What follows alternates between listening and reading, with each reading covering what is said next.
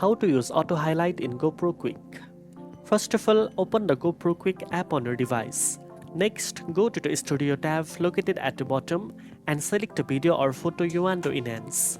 Tap on the Edit button to access the editing tools, then navigate to the Adjust tab. Here you will find several adjustment options. At the front, you will see the Auto option. Tap on it to let GoPro Quik automatically adjust settings like highlight, contrast, and others.